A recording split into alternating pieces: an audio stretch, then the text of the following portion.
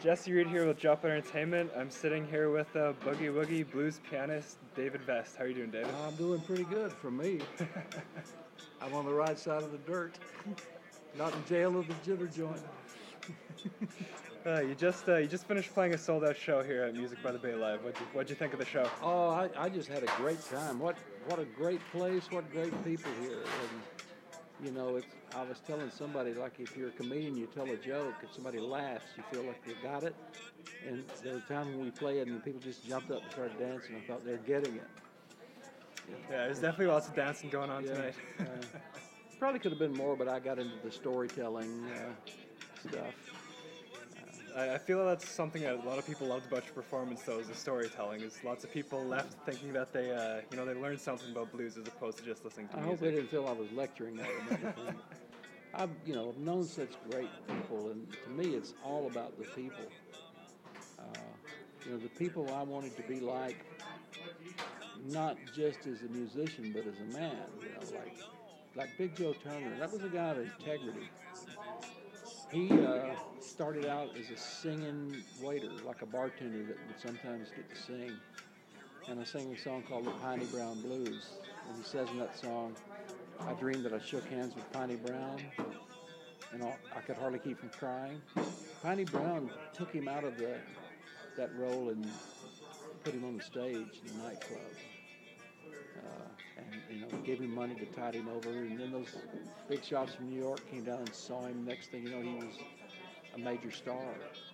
So he's saying, this is about what that guy did for me.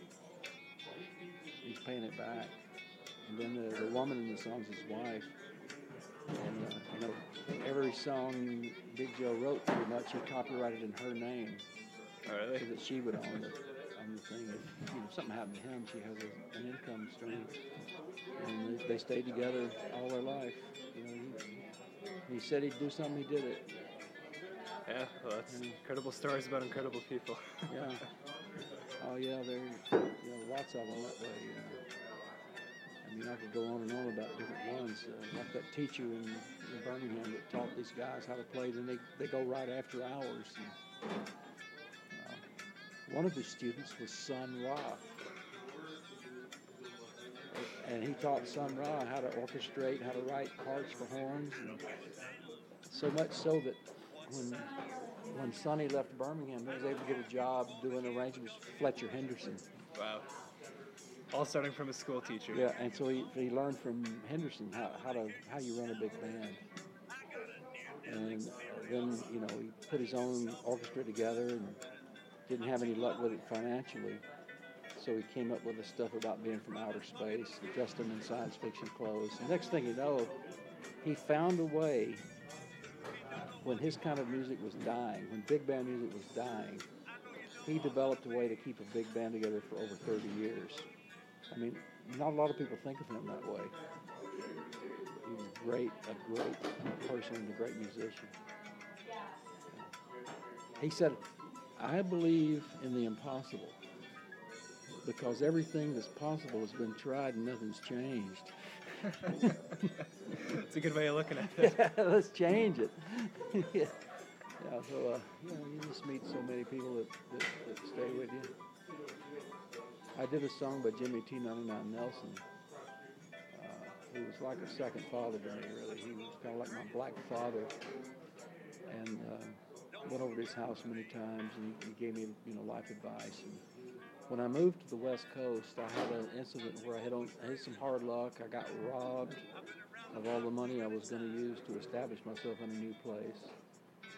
I had a tough time, and after a few weeks out there, I realized that I hadn't let Jimmy know that I was okay. And I had no idea he knew anything about what had happened, but he had heard about it.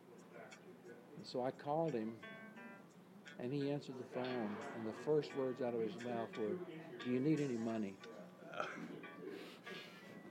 And I just started crying. I said, no, Jimmy, I'm okay. I've got enough to get through here. But, man, this is the kind of people we're talking about. Yeah, it's incredible. And speaking of great musicians, you had some pretty great musicians up on stage with you tonight. Oh, Lord, I sure wasn't working without a net.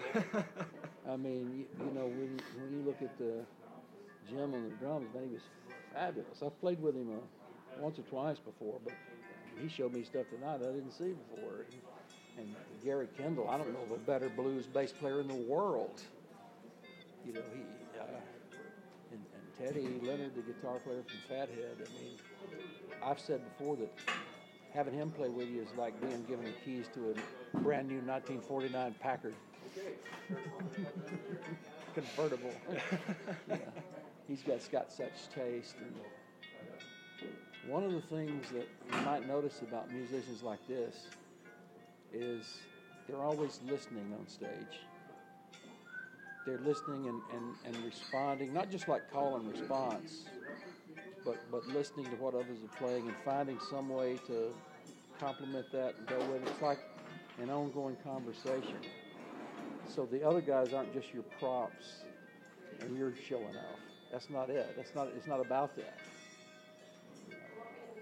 It's about that interchange. That, you know, I play something on the piano that gives Teddy an idea. And it only gave him the idea because he was listening to what I was doing instead of thinking about what he was going to play next. You know, or playing the little stuff he practiced at home. You know, nobody wants to hear that. Yeah, well, that's what's great. I want to hear the stuff you found right now that you just discovered that you didn't know you had. That's what I want to hear. Big Walter the Thunderbird, I mentioned him. He used to have this strange way of auditioning bass players and guitar players. He'd invite them over to his house and have the band there. And he would play, and you know, he changed chords at funny times, and what some of the old guys did. And he would catch the bass player looking at his hands, and he'd stop playing, and he'd say, "Don't look, listen." And if the guy did it again, he made him go stand in the corner. You know. He said, "I can put a sack on your head if I need to, man, but you know, I want you to listen." And then if the guy didn't respond positively to his treatment, Walter would say, "Look, let me ask you something. Why do you want to play in a band if you don't like to listen to music?" Very, very fair question. Well, Sun Ra had another statement about the music. He said that you can find that place where the music is listening. It's not you listening to music, it's the music that's listening. Yeah. And that's why I say when I hear a new CD, I can tell almost instantly if everybody that's playing were there at the same time and they were really playing together.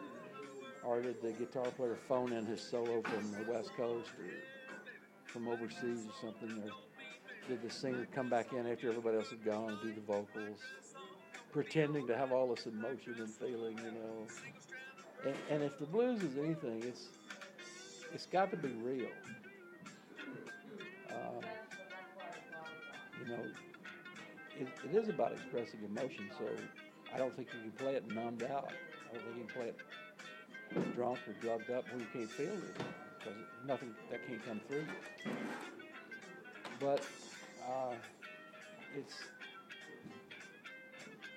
you know, it's like it's got to be honest and it's got to be real. Don't try to convince me you're feeling something. You're not feeling that. You know. Yeah, it's something you can tell. Yeah. I mean, you can sing a song about something that's never happened to you. You know, I've never slept on the pavement going to St. Louis, but I can get to someplace in myself where I know how it feels. You know, because I've been a long way from home and lost my keys and didn't have a place to stay. You know, had to scramble a bit. So and having to go back home and admit that you failed. You know. St. Louis Blues is about 4 guys sitting around that are going to have to do that, trying to keep each other from getting too far down. It's about, you know, you find somebody that's down, you try to pick them up. That's what the blues is about. That's good. And you've been playing. Well, I was reading your bio. And you played your first paid gig 55 years ago. It was 1957, if that's how long it was. Yeah. I played before then, but that was the first time I got paid, so I marketed it starting then, because we have a saying, the dollar make you holler.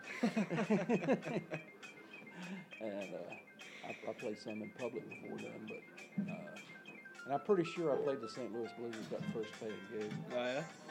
Because it's one of the first songs I ever learned. Wow. My mother had such reverence for W.C. Handy's music. He was always spoken of in hushed tones in our house. And his Duke Ellington as well, she really loved. Duke Ellington was a great blues piano player. Everybody tell you anything else, the guy could kill you. Drop atomic bombs on it. I'm glad to see the piano making a bit of a comeback in the blues. It used to be they would do something like the Maple Blues Awards, and they're going to have like 5 nominees, and they couldn't even find 5 that were doing it. They just have 3 nominees or something. But now when you look at the ones last year, the year I was nominated, Kenny Blues Boss Wayne from out he was a Vancouver friend of mine. Julian Falk from around here. That guy's an incredible player. Very young, great songwriter, great future head. Curly Bridges, got the whole history of the blues in his fingers. And John Lee Sanders, he's from Birmingham too. I think he lives in B.C. now.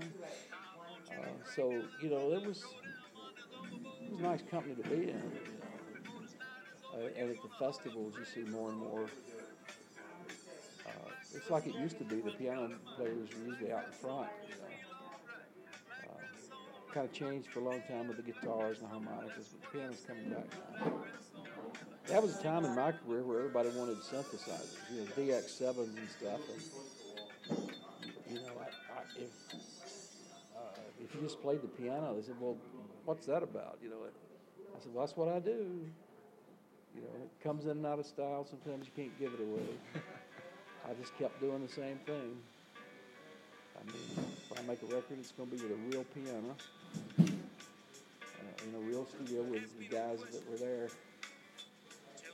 And when I did a live album, it went out with no editing or overdubs. Just there it is, warts and all. It's about being real and being honest. It's very freeing and liberating. You become much less afraid to just speak the truth. So Willie Dixon, he could say to the President of the United States, look, you can go to the moon.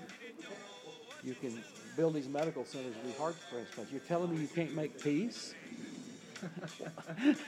It doesn't make any sense. Like, if war's been going on 12 years, you're not able to stop it?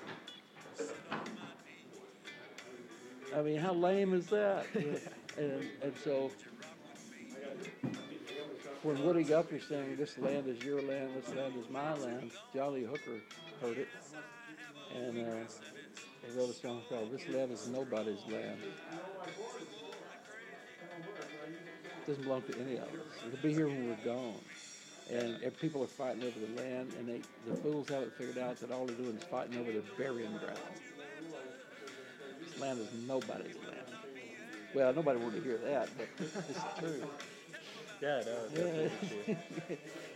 So, you just speak directly and simply. Don't try to pretend you're feeling something you're not.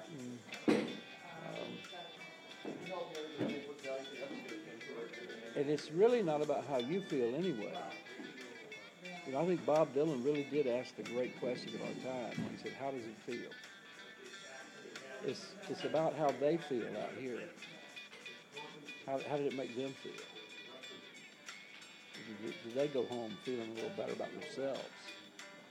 From what they experience. It's not about how they feel about me, so it's nice when people tell me they like it and stuff. It's about how they feel. And Dylan once said, it's not about making people feel what you feel. It's about enabling them to feel what they feel.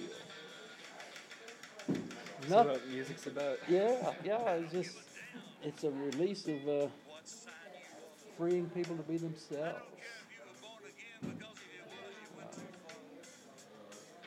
That's why I think the blues will never die, because it can do that, and people need that done for them. We do have a little problem in the blues with some of the younger guys. I mean, they're great kids and great musicians, but they come into it, they want to sound like somebody else, you know. I think that's true in any field, though, because I hear a lot of the grunge rock and alt rock stuff. My son plays it, my stepdaughter plays it. And I hear a lot of vocalists trying to sound like the other vocalists. You know, there's 2 or 3 singers that they're all trying to sound like. And man, I know what they sound like. What do you sound like? That's what I'm here to hear, you know. And so you gotta get away from. Nothing wrong with imitating. You learn to do it by doing that, but you gotta find your own sound. Stevie Ray Vaughan. Did I mention Stevie Ray Vaughan before? He, you know, had all these idolaters. These young people wanted to play like him. And he would always tell them, if you want to play like me, for God's sakes, don't listen to me. You want to go back and listen to the people that I was listening to. They'll teach you how to sound like yourself. You don't want to sound like me. They already got me. They need you. You're the one they need. You know, so you got to find that thing in you that nobody else can provide. And when you see and believe that people need it and that you can provide it, then you feel like you're being of service. And that's a much better feeling than just feeling that this is all about me showing off and let me show you how great I am and all. That gets old in a hurry, because you know better. You look to see yourself in the mirror. You put your pants on like it, you know that there's a faster gun somewhere. Somebody plays better than you. It's true for all of us.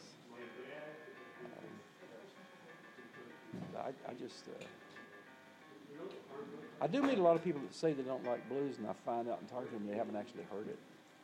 They've got this preconception, and I don't know how they got it.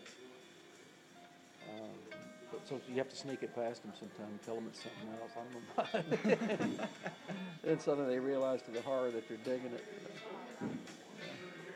That's great. I mean, you remember when this folk singer Tracy Chapman that did Fast Car? Suddenly, she's a folkie, right? Suddenly she comes up with this tremendous blues song. Give me one reason to stay here. Yeah. I mean, that's the kind of thing. Give me one reason to stay here that a human being would say to somebody else. Give me one reason to stay here, and I'll turn right back around. That's like a challenge. That's in your face.